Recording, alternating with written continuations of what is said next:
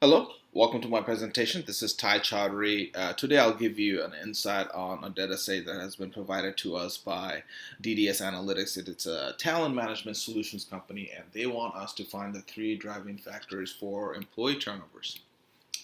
So initially, we looked at the data sets, we looked at employee profiles, we looked at the various other numerical variables as well. And then we used years at the company, years at current manager, and years as current role as the three driving factors. And then we used multilinear regression to find out what independent variables are actually driving these three dependent variables. And then after that, we kind of look at, just to finish off, just look at some of the satisfaction analysis. We have a couple of satisfaction and categorical variables to see what may lead that to the turnovers.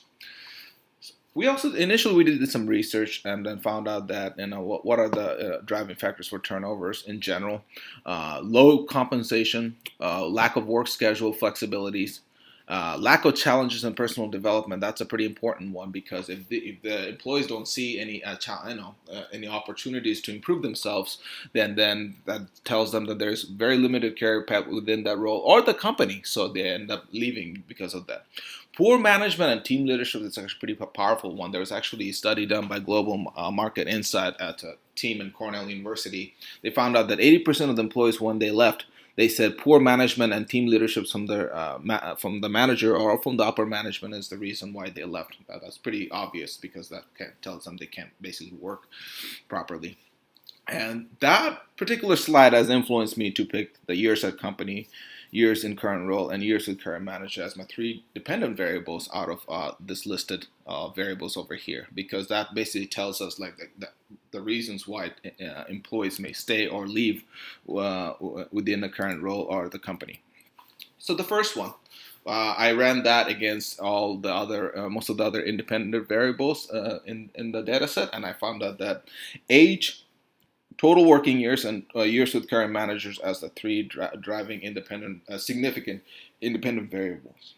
This kind of gives us a visual look, although the data are scattered around.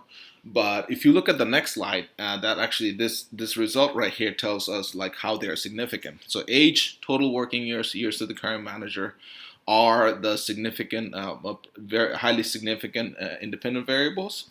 Job involvement and job satisfactions are significant as well, but they're on 95%, but the rest are on the 99.99% confidence level. And so this equation right here tells us that if you basically, without any of the influences from the independent variables, basically you start off with 1.81 years at the company. And then for the rest, the way we can interpret it is actually trying to understand what kind of relationships that you have. So age and years at company has an indirect relationship. So increase in age leads to decrease in 1.74 years. And total working years working with the current manager has a positive relationship. That means increase in the years of the company leads to increase of the years of the working years leads to 2.15% years of the current company. With years with current manager increases the years of the company by 2.79. Job involvement, on the other hand, just like age, has an indirect relationship of 1.48 years. So that decreases, every incremental increases in job involvement leads to decrease in the years of the company by 1.48. And job satisfaction, which is pretty obvious, increase in job satisfaction leads to 2.03 years increase in the years of the company. And for the model one, this is actually a pretty strong model. It has an R square of 0.69. That means all these independent variables explain 69% of the variation of the output variable, which in this case is years of the company. The second one is we had only two, but these are pretty significant two independent variables.